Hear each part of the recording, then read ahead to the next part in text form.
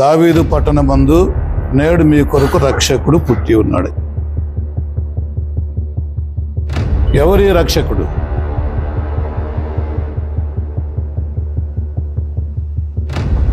Suppose Christmas అని ఎప్పుడు పుట్టినాడు?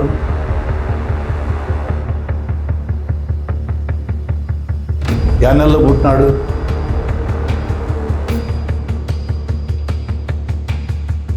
ఏ సంవత్సరం పుట్టినాడు?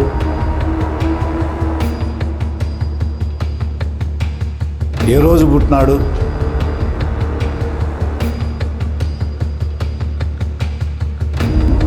ఆయన పుట్టిన డేటు, నెల, దినాలు అన్నీ ఉన్నాయి బైబిల్లో.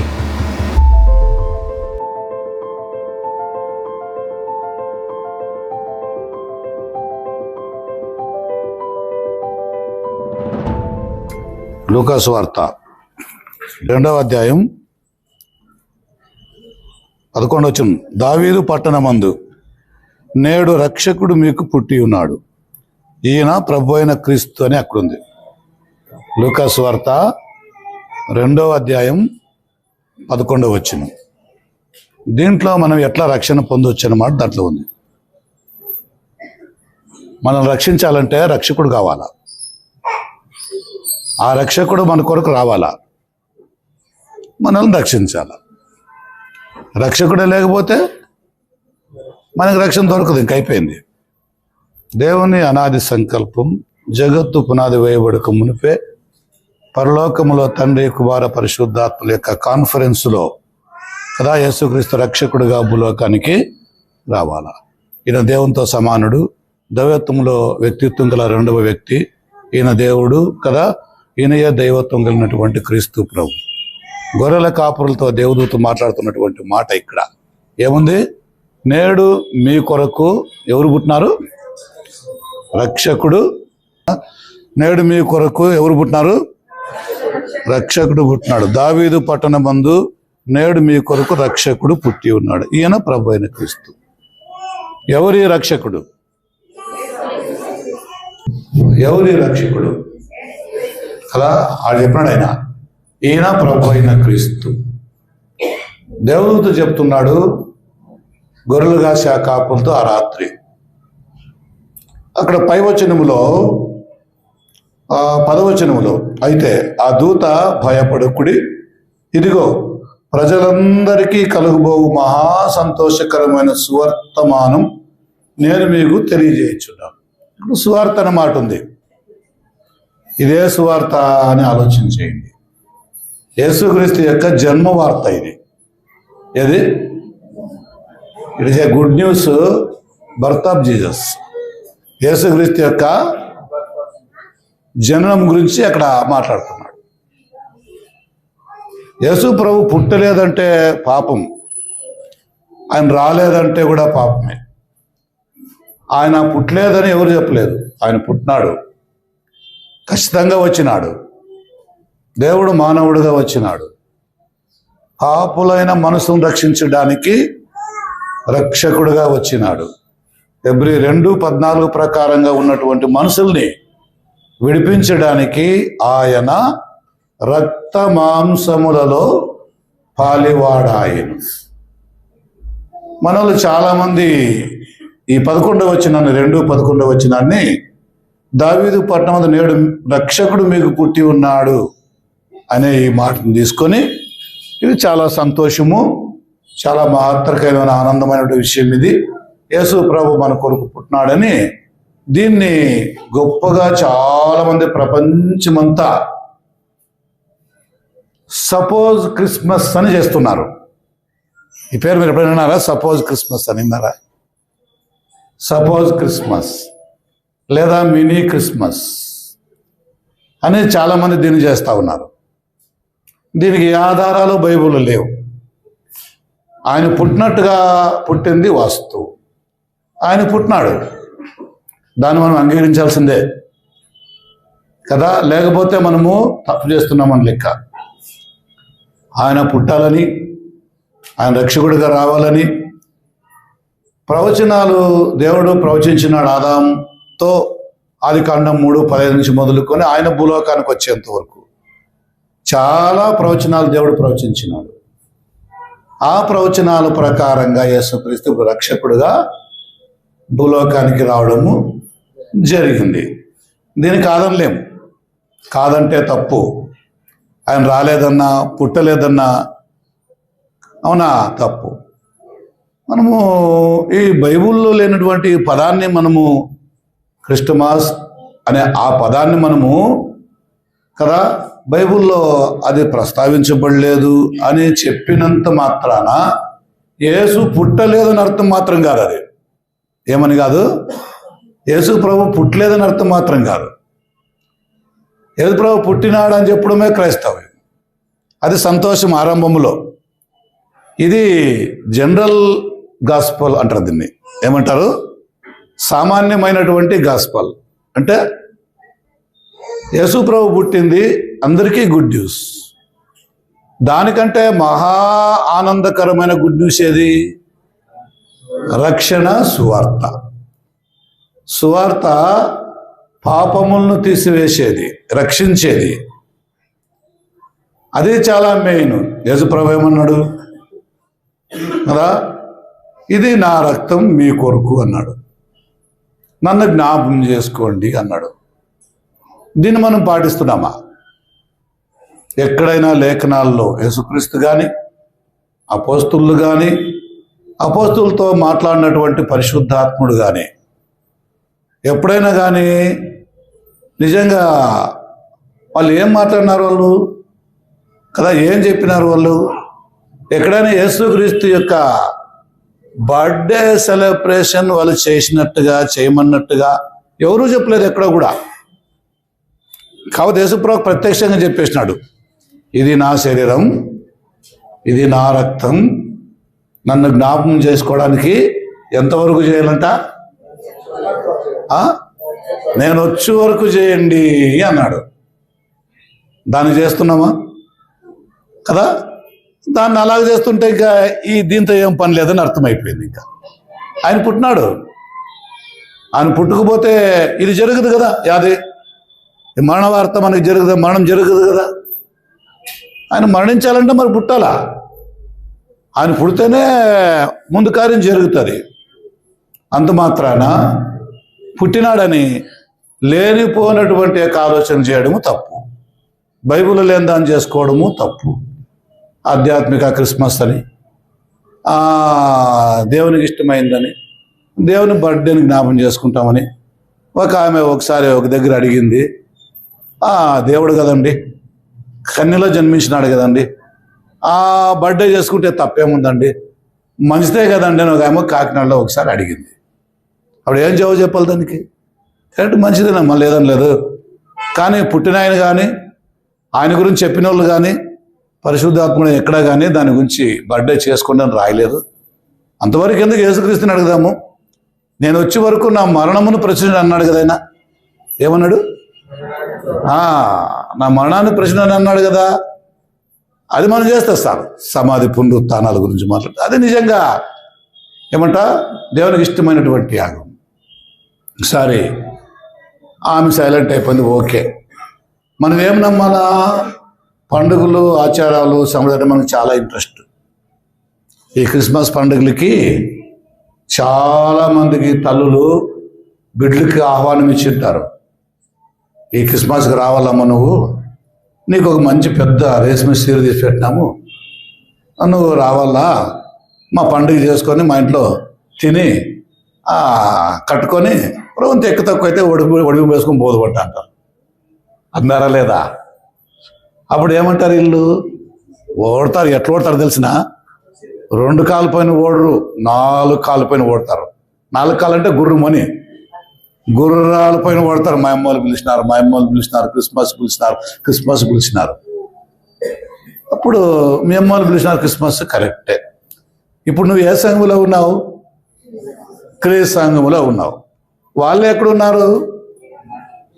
మరి ఇప్పుడు నువ్వు క్రీస్తు సంఘంలో మంచి వర్తమానాలని ఇంత బాగా చక్కగా వాక్యం విని, కేవలం వాక్యాన్ని విని, ఇప్పుడు పండుగని అమ్మ పిలిస్తేనే ఓడితే ఎట్లుంటుంది చెప్పండి? పరిగెత్తి ఎట్లుంటుంది చెప్పండి? నేను ఆడ పోయి ఏమి చేయను, వాళ్ళు క్రిస్మస్ పండుగనే చర్చికి పోయినా నేను మాత్రం పోను. చెప్పేది ఎట్లా చూడండి, నేను పోను. వాళ్ళు పోతారు చర్చికి, నేను పోను. ఏం చేస్తాను పోయి? ఒకవేళ బలాత్కారంగా నేను ఎత్తుకొని పోయినారు అనుకో, నేను విన్ను. శవలుగా పెట్టుకుంటాను, దూది పెట్టుకుంటాను, విన్ను.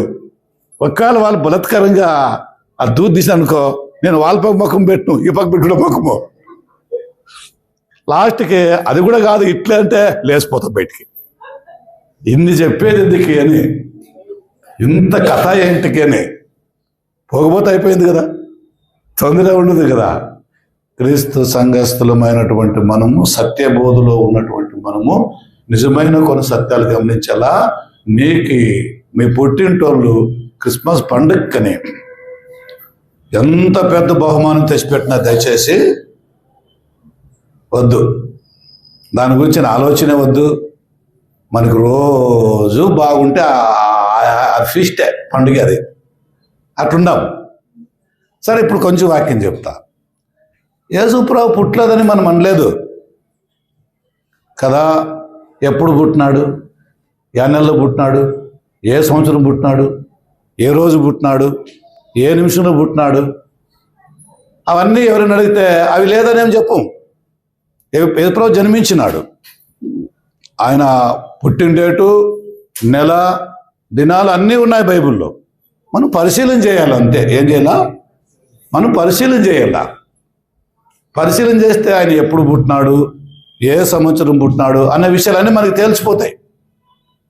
అట్లా లూకాసు వార్తలో ఆ విషయాలన్నీ ఉన్నాయి. 1వ అధ్యాయం 5వ వచనం నుంచి 56 వచనాలు చదివితే డీప్గా కొంచెం బాగా ఆలోచన చేస్తే యేసు ప్రభు యొక్క జన్మరహస్య తారీఖు దాంట్లో ఉంది. యేసు ప్రభు యొక్క పుట్టిన కదా డేటు దాంట్లో ఉంది. యేసు ప్రభు పుట్టినాడా? ఎప్పుడు పుట్టినాడు?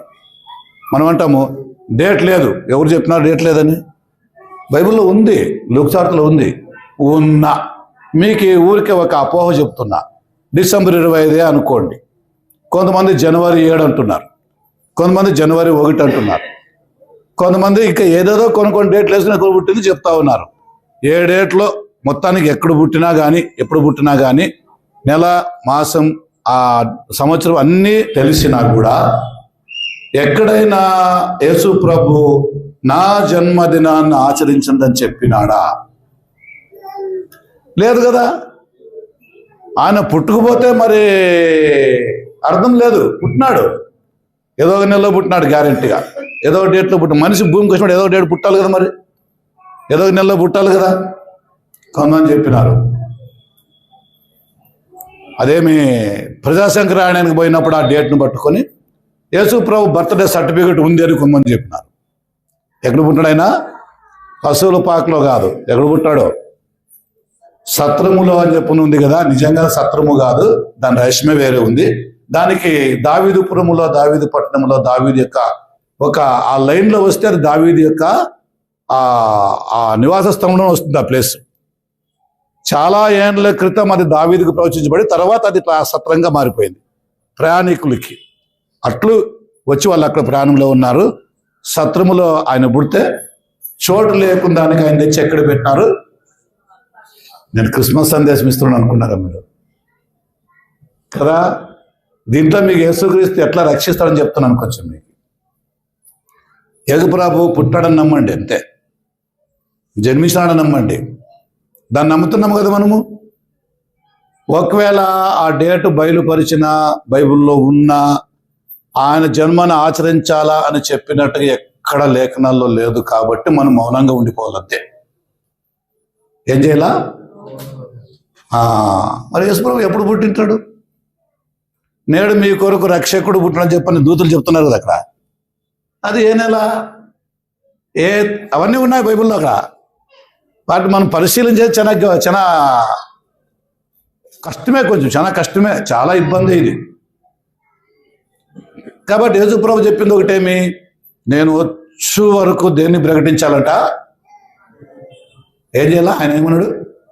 నేను వచ్చేంత వరకు నా మరణాన్ని ప్రకటించాలంటే ఎంత సువార్త అనుకుంటా. ఏం వింటారు మీరు? ఇంతకాలం ఇంచేపు ఏ చెప్పిందంత అర్థమే కదా నాకు అసలు.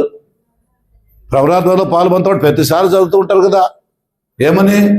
నేను వచ్చే వరకు నా మరణమును మీరు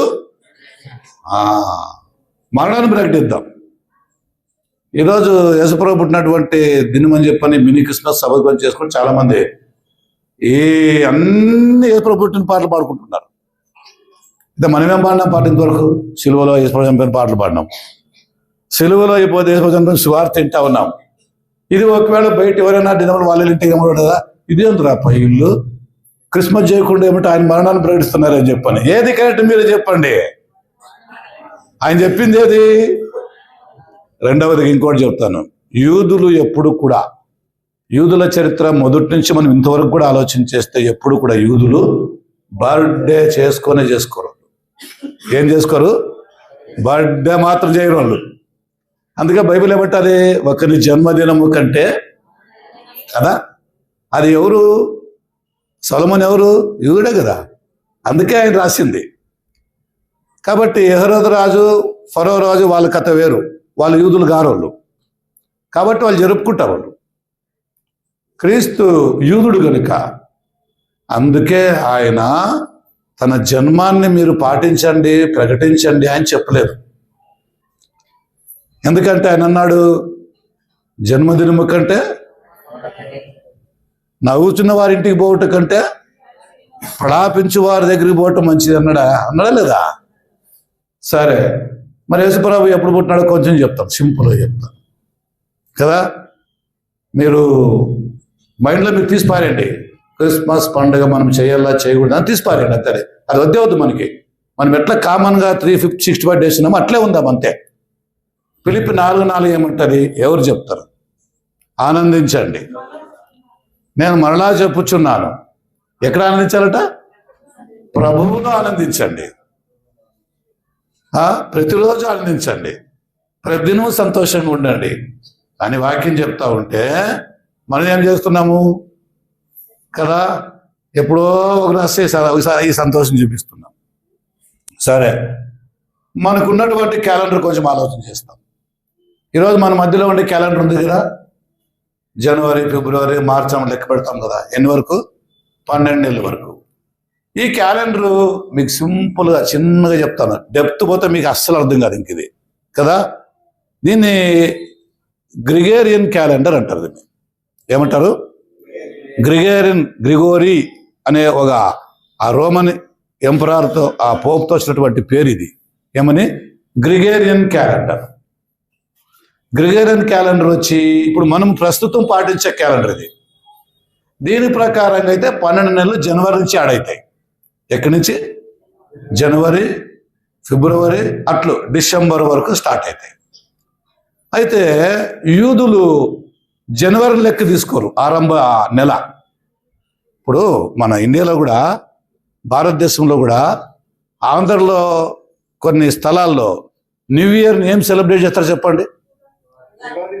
అది ఆ నెలలో వస్తుంది కదా, మార్చి ఏప్రిల్లో వస్తుంది. అది వాళ్ళు కొత్త సంవత్సరంగా చేస్తారు. అదేమో వాళ్ళ చరిత్ర పని మనకు వద్దు అంతే. ఇప్పుడు మన చరిత్ర చూద్దాం. మరి యూదులు జూలియన్ క్యాలెండర్ని వాళ్ళు ఫాలో చేస్తారు, లేదా జేవిస్ క్యాలెండర్, హీబ్రూ క్యాలెండర్. ఏం క్యాలెండరు? హీబ్రూ క్యాలెండర్ అంటారు దాన్ని, జేవిస్ క్యాలెండర్ అంటారు, లేదా జూలియన్ క్యాలెండర్ అంటారు. ధర్మశాస్త్రం ఆదికాండం మొదలుకొని యేసు ప్రభు శిలువలో చనిపోయి పరలోకానికి పోయేంత వరకు కూడా జరిగిన సంగతులు అన్నీ కూడా ఈ హీబ్రూ క్యాలెండర్ పైన ఆధారంతోనే, ఈ హీబ్రూ క్యాలెండర్ ఆధారంతోనే జరగాల. ఆ క్యాలెండర్ విడిచిపెడితే వాళ్ళకి వేరే ఆధారం ఇంక లేదు. 24 గంటలు లెక్కించేది కూడా వాళ్ళు ఆ క్యాలెండర్ ప్రకారంగా. దేని ప్రకారంగా? Julian calendar or Hebrew calendar. Jewish calendar అంటారు దాన్ని, యూదుల క్యాలెండర్ అంటారు. ఆ క్యాలెండర్ ప్రకారంగా సంవత్సరము పొడవునా వారు కొన్ని పండుగలు చేయాలి ఆ క్యాలెండర్ ప్రకారంగా. ఇప్పుడు మనకుండే ఈ క్యాలెండర్ ప్రకారం కాదు. ఆ క్యాలెండర్ ప్రకారంగా ఆ నెల ఎప్పుడు స్టార్ట్ అవుతుంది వాళ్ళది అనే లెక్క మనం చూసుకుంటే ఏప్రిల్, మార్చిలో స్టార్ట్ అవుతుంది.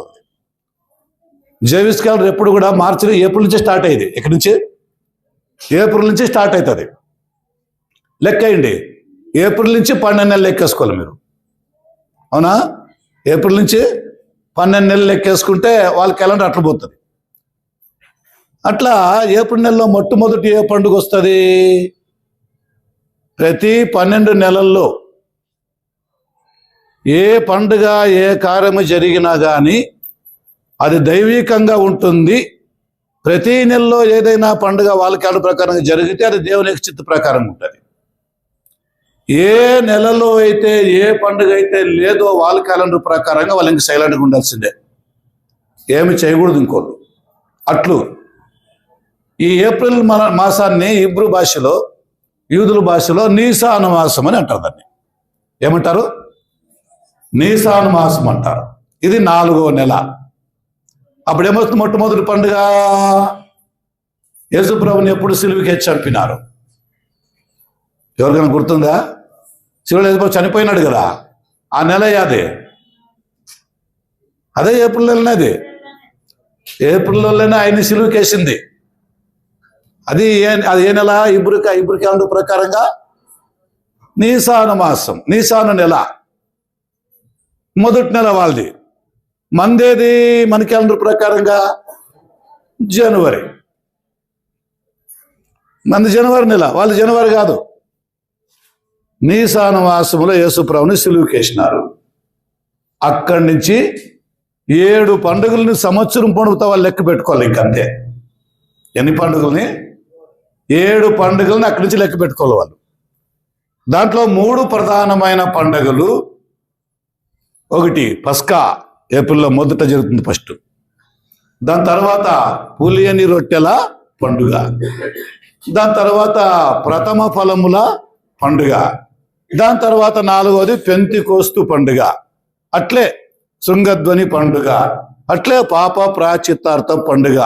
ఆఖరిది పర్ణశాలల పండుగ. ఈ పండుగల్లో జరిగే ప్రతి ఈవెంట్స్ కూడా యేసుక్రీస్తు యొక్క జీవితం పైన ఆధారపడి ఉంటాయి.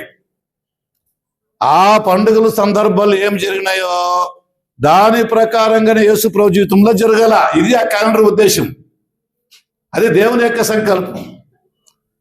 ఈరోజు చాలా మంది క్రైస్తవేత్తలు, పండితులు మన క్యాలెండర్ ఆలోచన చేస్తున్నారు కానీ యూదుల క్యాలెండర్ పాటించడం లేదు వాళ్ళు. ఎందుకంటే యేసు ప్రభు భూలోకానికి వచ్చిందే as per the Jewish calendar. యహూదీ క్యాలెండర్ ప్రకారం ఆయన భూలోకానికి వచ్చింది ఆయన.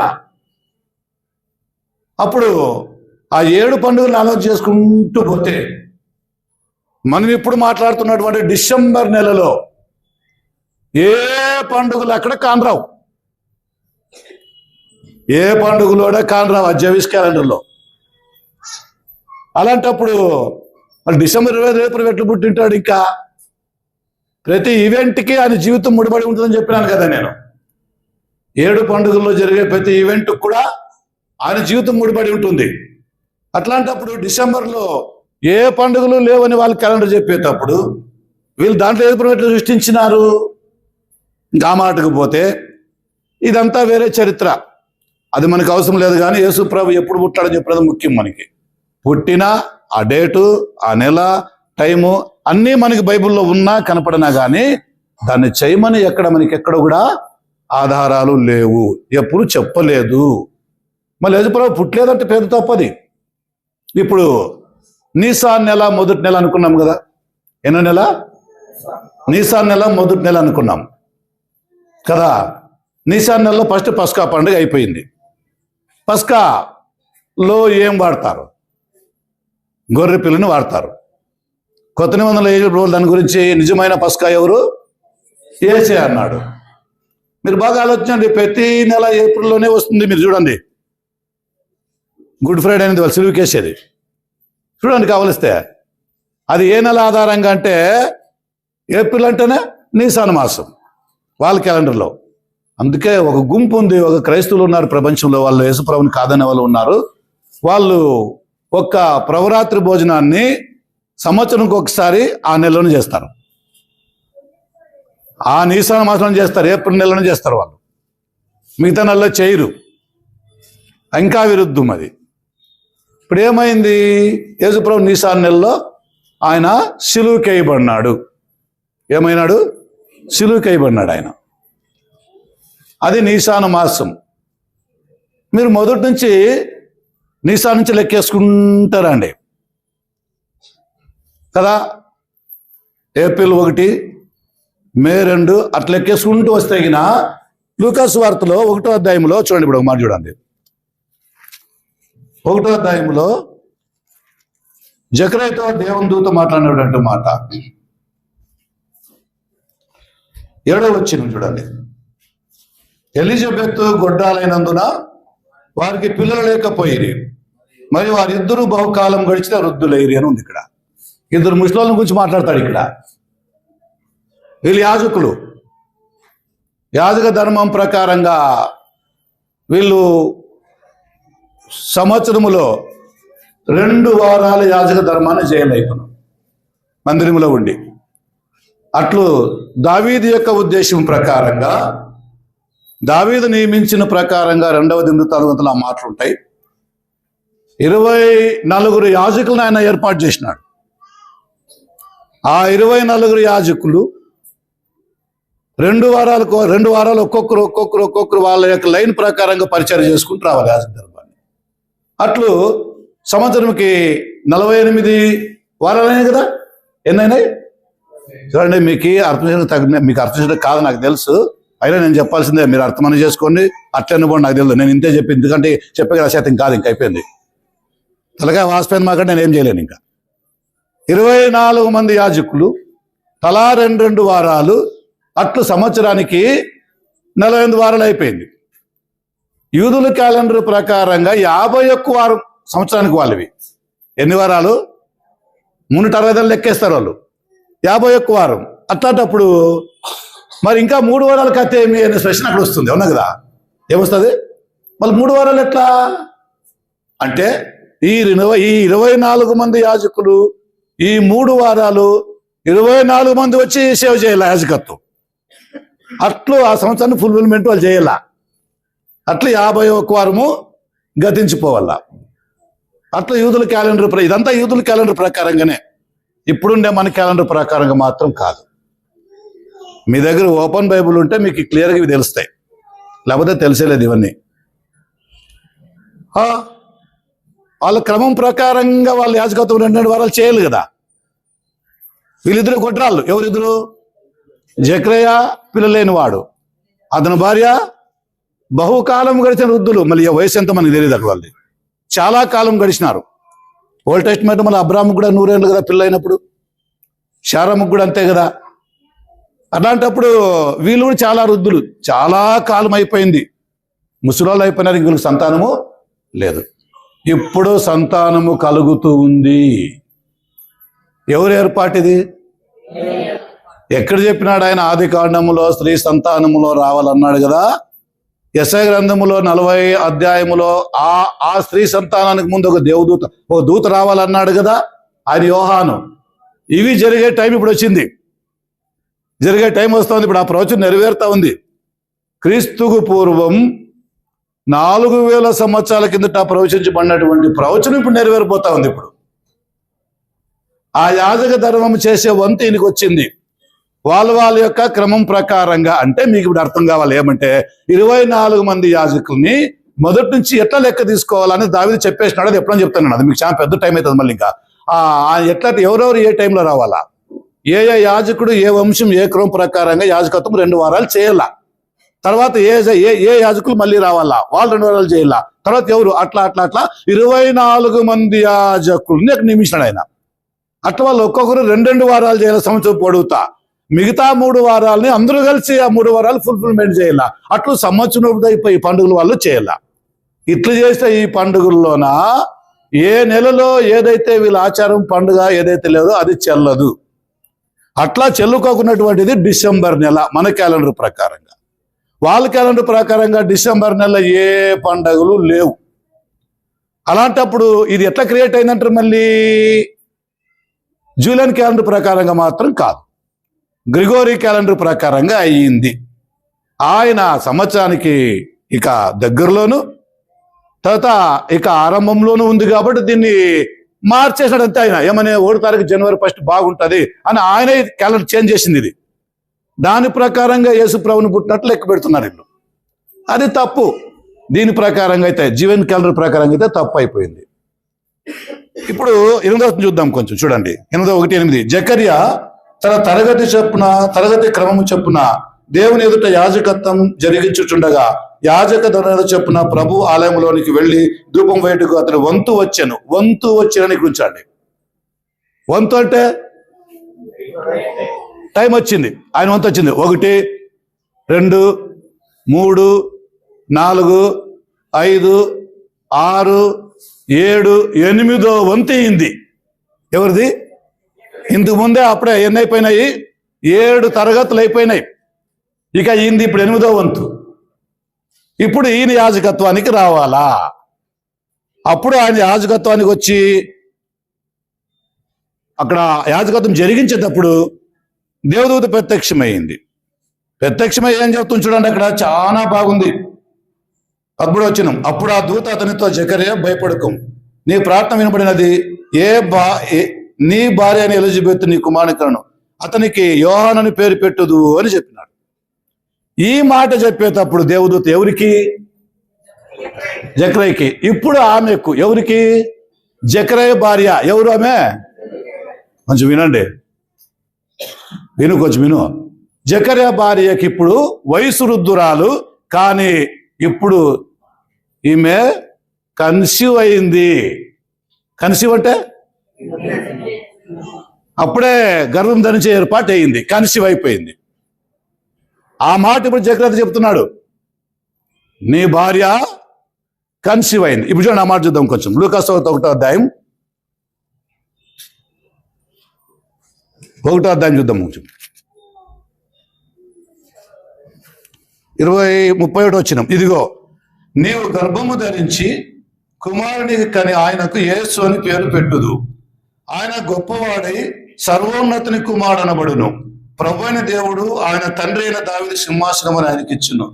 ఆయన యాకోబు వంశస్థులను యుగయుగములు నేలును.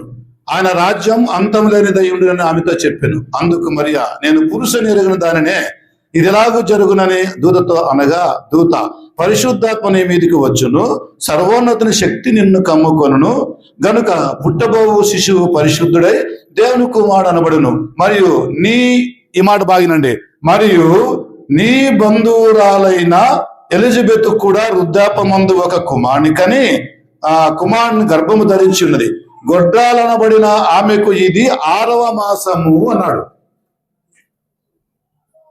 దీని మీనింగ్ ఏమంటే ఇప్పుడు ఆమె కన్సీవ్ అయింది అని. ఇది మొదట దేవదూత ఎవరితో మాట్లాడింది? ఈ యాజకునితో మాట్లాడింది, జకర్యాతో మాట్లాడి ఇప్పుడు మరియమ్మతో మాట్లాడుతుంది. మళ్ళీ అక్కడ ఆ న్యూస్ చెప్పేసింది. ఆయన నమ్మలేదు దాన్ని. ఏదాన్ని? ఇది ఎలా సాధ్యమయ్యా, మేము ముసలోళ్ళం కదా, ఎట్లా అంటే అప్పుడు అన్నాడు, దేవుని మాట నువ్వు నమ్మలేదు కనుక ఇది జరిగేంత వరకు కూడా నీవు మూకవాడవై ఉంటావు, నీకు నోటి మాట రాదు అని దేవదూత అక్కడ జకర్యాకి చెప్పేసింది. ఇప్పుడు మరియమ్మతో మళ్ళీ ప్రత్యక్షమైంది. అప్పుడు మరియమ్మ ఇంకా కన్సీవ్ కాలేదు. ఎవరు కన్సీవ్ అయినారు అప్పుడు? ఎలిజబెత్ ముసలాం గర్భం ధరించింది. అప్పుడు ఇంకా ఆమెకి 1వ రోజేమో కన్సీవ్ అయింది, జస్ట్ కన్సీవ్డ్. మరియమ్మతో ఆ దూత చెప్పింది. ఇప్పుడు దీన్ని మరియమ్మన నమ్మాలా లేదా? జకర్యా అయితే నమ్మలేదు, ఇప్పుడు మరియమ్మ నమ్మాలా లేదా? ఇంత రాశి వీళ్ళు ఎప్పుడు చెప్పాలి? వీళ్ళకి ఎప్పుడు తెలియాలి? వీళ్ళకి క్రిస్మస్ పండుగ అంతే ఊరికే. మాకేం పట్టింది అవన్నీ? ఏదో అందరూ పెట్టినట్టు పెడుతున్నాం అంతే. పెద్ద పెద్ద నాయకులు చేస్తాంటే మీదేమోనట్లా. కన్సీవ్ అయింది. ఎవరు కన్సీవ్ అయినారు? ఆ కన్సీవ్ అయిన నెల నుంచి లెక్కేసుకుంటూ పోవాల కాదా? ఇప్పుడు మనము జకర్యాకి 8వ తరగతి వచ్చింది కదా, అది లెక్క అయింది. ఇప్పుడు ఏప్రిల్లో 4 వారాలు, 4 అయినాయా? మేలో మళ్ళీ 4, 8 అయ్యి కదా. 8 నెలలు 8వ లైన్లో పడుతున్నాగానే, అది ఖాళీ అవుతున్నాగానే జకర్యా లైన్ వచ్చింది. ఇప్పుడు అక్కడ 8వ తరగతి అంటే 8 కంప్లీట్ అయింది, 9లో పడినాడు, బిట్వీన్ 8 and 9లో. ఇప్పుడు ఆయన స్టార్ట్ అయింది, అది జూన్ 1 అనుకుందాం. ఎప్పుడు? జూన్ 1 దేని ప్రకారంగా? వాళ్ళ క్యాలెండర్ ప్రకారంగా, యూదుల క్యాలెండర్ ప్రకారంగా. ఇప్పుడు మీరు లెక్కేయండి, June 1, July, August, September, October, November, December వరకు ఎన్ని నెలలు అయింది? ఇప్పుడు వాటికి 6 నెలలు అయితే చూడండి. డిసెంబర్లో ఇప్పుడు ఆమె ఏమైంది? 6 నెలలు గర్భవతి. ఎవరు? ఎలిజబెత్. మరి ఎప్పుడు కనాలి ఆమె? 6 నెలల కనకంటే సాధ్యం లేదు కదా. మరి ఎప్పుడు కనాలి ఇంకా ఆమె? 9 నెలల కనాలా. ఇప్పుడు అక్కడి నుంచి మళ్ళీ 3 నెలలు యాడ్ చేయండి. 6 నెలలకి డిసెంబర్కి మళ్ళీ 3 నెలలు యాడ్ చేయండి. జనవరి, ఫిబ్రవరి, మార్చిలో ఎవరు పుట్టినారు చెప్పండి? ఇప్పుడు మీకు అర్థమైంచండి. యోహాను మార్చిలో పుట్టినాడు. అక్కడి నుంచి మళ్ళీ 6 నెలలు యాడ్ చేయండి. అవునా కదా? ఏమట? మళ్ళీ 6 నెలలు యాడ్ చేయండి. అక్కడి నుంచి యోహాను కంటే 6 నెలలు చన్నోడు దేశ ప్రభు. యోహాను జన్మించినటువంటి 6 నెలలకి ప్రభు జన్మించినాడు కదా. ఇప్పుడు లెక్కేయండి. April, May, June, July, August, September. April పుట్టింది ఎప్పుడు? సెప్టెంబర్లో. ఇంత సార్లు ఇంక చాలా పెద్ద స్టోరీ ఉంది, దాన్ని చెప్తాను, గ్యారెంటీ చెప్తాను. ఎందుకంటే అందరూ తెలుసుకోవాలి, ఈ సబ్జెక్ట్ తెలుసుకోవాలి అందరూ. యేసు ప్రభు పుట్టింది ఎప్పుడంట? As per Jewish calendar. దాని ప్రకారంగా ఆయన పుట్టాలా. ఇప్పుడు మనం వాడే ఈ క్యాలెండర్ ప్రకారంగా కాదు. ఇది గ్రిగోరియన్ క్యాలెండర్. ఇది దానికి ముందు ఇంకొక క్యాలెండర్ ఉండేది, గ్రీక్ ఆర్థోడాక్స్ క్యాలెండర్ అని ఉండేది. వీళ్ళు వచ్చిన తర్వాత రోమిలు దాన్ని మార్చినారు కదా. అందుముందు గ్రీకు, దాన్ని జేవిస్ క్యాలెండర్గా వాళ్ళు అటాక్ చేసుకున్నారు. మొదట ఫస్ట్ ఉన్నది జేవిస్ క్యాలెండర్. ఫస్ట్ వరల్డ్కి ఎవిడెన్సే జేవిస్ క్యాలెండర్. మీకు అర్థమైందా? ఇప్పుడు యేసు ప్రభు ఏ నెలలో పుట్టింటాడు? బహుశా సెప్టెంబర్లో పుట్టినట్టుగా మనకి ఇప్పుడు తేలిపోయింది ఈడ. అవునా కదా? మరి నీ బంధువురాలు ఉంది కదా, ఆమె కూడా 6 నెలలు కాబట్టి నువ్వు కూడా కుమారుని కంటావు అని చెప్పింది. సరే, అప్పుడు ఏం చేసింది మరియమ్మ? వెంటనే ఎవరి దగ్గరికి పోయింది? ఆ కొండ సీముల్లో ఉన్నటువంటి ఎలిజబెత్ని కలిసి పోయింది. మీకు అర్థమవుతానే లేదా? అర్థం కాదని చెప్పండి, తలకాయ తిప్పుకుంటాను మన. అవునా? అర్థమైంది కదా. ఆమె దగ్గరికి పోయింది. ఎవరి దగ్గరికి? బైబుల్ అదంతా ఉంది, 50 రోజులు ఉన్నాయి. ఇంత పరిశీలన చేయాలా. పోయింది. ఆమెను చూస్తున్నాగానే ఆమె గర్భంలోని శిశువు ఏమంట ఎగిరి గంతేసినాడట. ఎవరు చూసి? మరియమ్మని చూసి. అప్పుడు ఆమెకు 6 నెలలు, ఈమెకు 3 నెలలు. అవునా? మళ్ళీ తర్వాత 6 నెలల తర్వాత ఆ 3 నెలలు ఆమె డెలివరీ అయ్యేంత వరకు కూడా బైబిల్లో బాగా క్లియర్గా ఉంది. ఎవరు డెలివరీ అయ్యేదాకా? ఎలిజబెత్ డెలివరీ అయ్యేదాకా ఆడ 3 నెలలు ఉంది. ఎవరు? డెలివరీ అయినప్పుడు ఇంటికి వెళ్ళిపోయింది. అప్పటికి మరియమ్మకి ఎంత? 3 నెలలు. మళ్ళీ అక్కడి నుంచి ఎన్ని నెలలు కావాలి ఇంకా పుట్టేకి? 6 నెలలు. అదేది? దాన్ని ఇబ్రూ క్యాలెండర్లో తిస్రీ మాసం అన్నారు. ఏమంట? తిస్రీ మాసం అన్నారు. ఎందుకు నేను చెప్పినానంటే, డిసెంబర్ 1 నెలలో మాత్రం వాళ్ళకి ఏ పండుగలు లేవు. మిగతా దాంట్లో అన్నీ ఉన్నాయి, కొన్ని. డిసెంబర్లో మాత్రం లేవు. డిసెంబర్లో వీళ్ళు క్రియేట్ చేసినారు. ఈ పని ఎవరు చేసింది అంటే దేవుడు చేసింది కాదు, ఇది అపవాది యొక్క క్రియ. మీకు ఎవరికైనా బాగా తెలుసుకోవాలా ఇంకా ఇది క్రిస్మస్ గురించి అని మీకు ఆశ ఉంటే నేను ఒక బుక్ ఇస్తాను, దాన్ని మీరు చదువుకోండి. ఆ క్రిస్మస్ గురించి బ్రహ్మాండంగా రాసినటువంటి వాళ్ళే అన్నారు, ఇది బైబుల్లో లేదు, ఇది ఒక మేము చేసుకున్నటువంటిదే. మమ్మల్ని అడిగినారు కాబట్టి రాయమని మేము చేసుకున్నాం, అంతేగాని ఇది యాక్చువల్గా యేసు ప్రభు పుట్టిన డేట్ బైబుల్ లేదని. ఆ మహాకవికి కూడా డేట్ బైబుల్లో తెల్లా, ఆయన పరిశీలన చేయలే. ఇట్లా బైబుల్లో ఉంది ఇంత బాగా. ఇయర్ వచ్చి AD 3R4. ఏదంట? AD 3R4. యేసు ప్రభు జన్మించిన కాలంలో ఎవరున్నారు? రాజు అగస్టిన్ చక్రవర్తి ఉన్నాడు. యేసు ప్రభుని ఐగుప్తు తీసిపోయినప్పుడు కాలం ఎవరు పరిపాలిస్తున్నారు? అక్కడ హేరోదు పరిపాలిస్తున్నాడు. అది AD 3R4.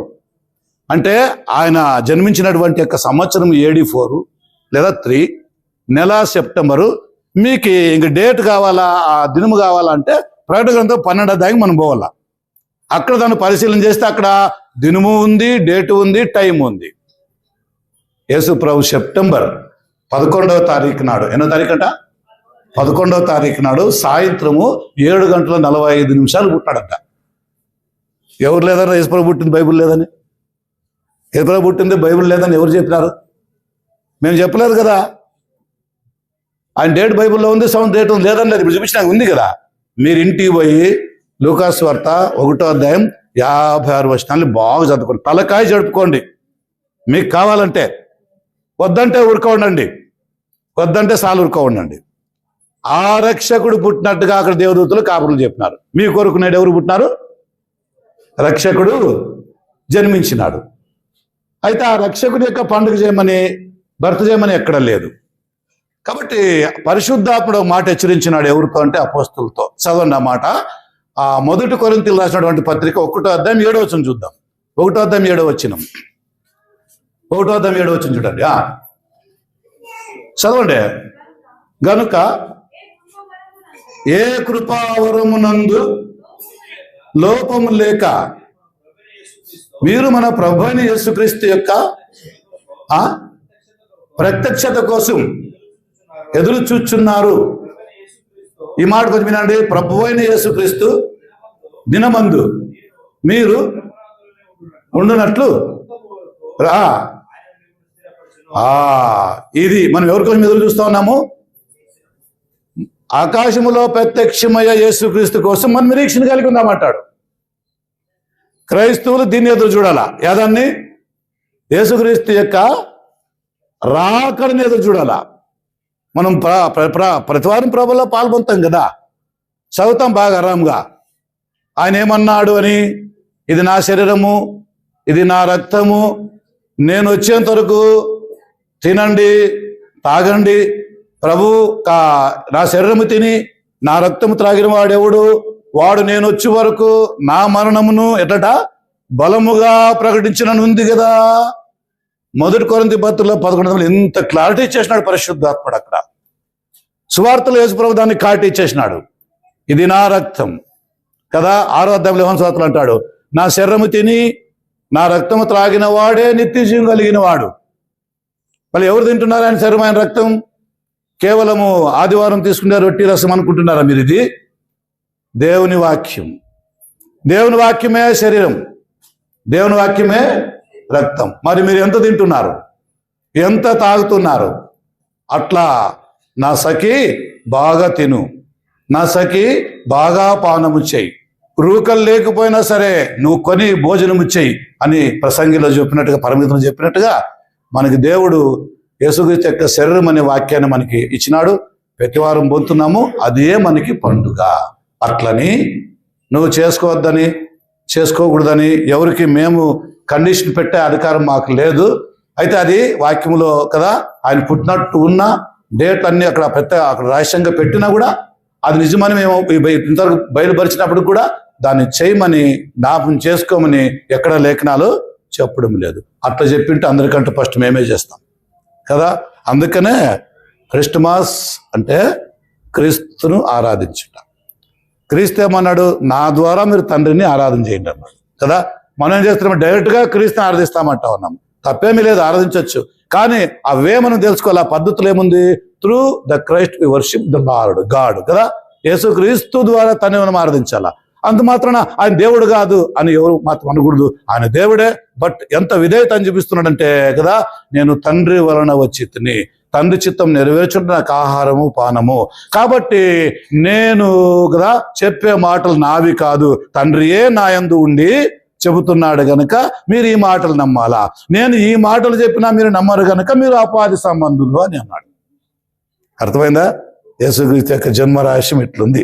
లూకాసు వార్తలో 1వ అధ్యాయంలో 8వ వచనం నుంచి లేదా 5వ వచనం నుంచి కడా వరకు మీరు చదవండి. ఒక్కొక్కటి ధ్యానించండి. మరియమ్మ ఆమె ఎలిజబెత్ కానిపోయిన తర్వాత తన ఇంటికి వెళ్ళిపోయింది. ఇంటికి వెళ్ళిపోయిన తర్వాత 3 నెలలకి ఆమె మళ్ళీ ఆ కుమారుని కనింది. ఆ కుమారుడికి యేసు అని పేరు పెట్టినారు. ఆ యేసు భూలోకంలో జన్మించినాడు. ఆయన రక్షకుడు. ఆ రక్షకుడు మన కొరకు చనిపోయినాడు, సాతిపెట్టబడినాడు, పైకి లేచినాడు. ఇప్పుడు ఆ రక్షకుని యొక్క రక్తంలో పాపాలు కడుక్కోవడము అంటే బాప్తిస్మం పొందడం. అట్లా బాప్తిస్మం పొంది మీరు రక్షించబడి పరలోకానికి వారసులు కండి. యేసు పుట్టలేదు అని ఎవరు చెప్తారు? వాళ్ళ శాపగ్రస్తులు. యేసు పుట్టినాడు కదా, సత్రములో ఆయన కనుగొన్నారు, పశువుల పాకలో పడుకోబెట్టినారు, 8వ దినాన్న సున్నతి చేసినారు, బోధకుల మధ్య కూర్చొని ఆయన మాట్లాడినాడు కదా. ఇంకా కొన్ని ఏళ్ళ తర్వాత ఆయన 31 బోధించి మొదలు పెట్టినాడు, 33లో చనిపోయినాడు. ఇవన్నీ మేము కాదంటున్నామా? లేదంటున్నామా? ఇవన్నీ బైబిల్లోనే ఉన్నాయి కదా, వాటిని మనం బోధిస్తున్నాం కదా. అంతే, ఉన్నవే బోధిస్తాం, లేనవి బోధించం. కాబట్టి మీకు ఎవరికైనా మీ అమ్మోళ్ళు కానీ, మీ బంధువులు కానీ, మీ స్నేహితులు కానీ క్రిస్మస్ ఇన్వైట్ చేస్తే దయచేసి పోవకండి. ఎందుకంటే మనకు రోజు ప్రతి ఆదివారం పండుగే. ఆ విధంగా ఆత్మతో సత్యముతో ఆరాధిస్తూ మనము దేవునికి మనము సమర్పించుకొని దేవుని కృపకు పాత్రలుగా ఉందాం కదా. ఇప్పుడు మీకు గుర్తుంది కదా, లూకా సువార్త మళ్ళీ చెప్తాను, 1వ అధ్యాయం కదా, 5వ వచనం నుంచి లాస్ట్ వరకు చదవండి. కొన్ని పాయింట్లు రాసుకోండి, నేను చెప్పిన గుర్తు పెట్టుకోండి. యేసు ప్రభు పుట్టింది ఏమని డిసెంబర్లో కాదని మనకి జేవిస్ క్యాలెండర్ ప్రకారం అర్థం చెప్తుంది. తిస్రీ మాసంలో ఆయన పుట్టినాడు. తిస్రీ అంటే అది సెప్టెంబర్ నెల. సెప్టెంబర్ నెలలో కొన్ని పండుగలు ఈదులు చేస్తూ ఉన్నారు. ఇప్పుడు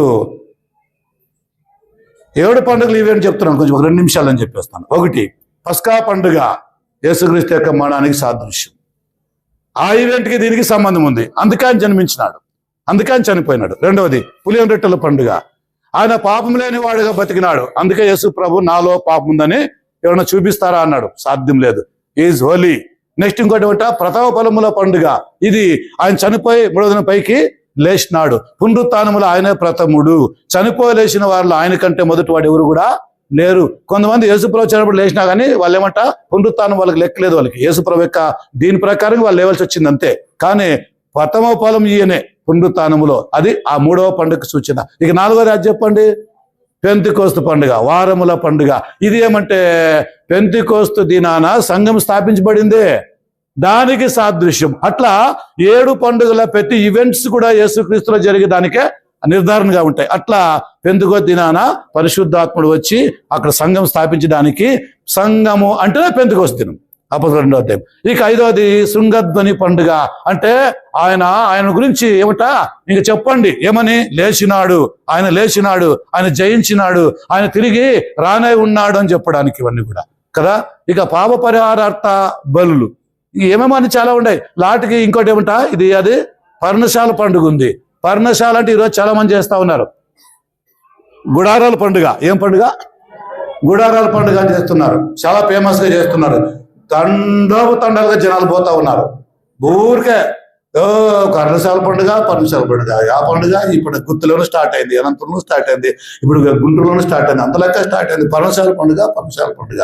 నేను చెప్పినా కదా, యేసు ప్రభు పుట్టింది పర్ణశాలల పండుగ సందర్భంలో. పర్ణశాల పండుగ వచ్చేది సెప్టెంబర్ నెల. అర్థమైందా? ఎప్పుడు వస్తుంది అది? సెప్టెంబర్ నెలలో వస్తుంది. అప్పుడు యేసు ప్రభు పుట్టినాడు. అట్లా ఆ పండుగ అప్పుడు రాకపోతే, ఈయన అప్పుడు పుట్టుకుపోతే యేసు ప్రభు అబద్ధం, ఇంకా ఆయన లేడు అని అర్థం. కాబట్టి వాక్యం అర్థం కాకోకుండా వాళ్ళు, ఇట్లా వాక్యం తెలుసుకోకుండా వాళ్ళు పరిశీలన చేయకోకుండా ఊరికే క్రిస్మస్ క్రిస్మస్ క్రిస్మస్ అంటున్నారు. కాబట్టి యేసు ప్రభు పుట్టినాడు, పుట్టిన డేటు ఉంది, ఇయర్ ఉంది, టైం ఉంది, అన్నీ ఉన్నాయి. అయినా వాటిని గురించి యేసు ప్రభు మనకి చెప్పలేదు, అపోస్తులు చెప్పలేదు, పరిశుద్ధాత్మ చెప్పలేదు చేయమని.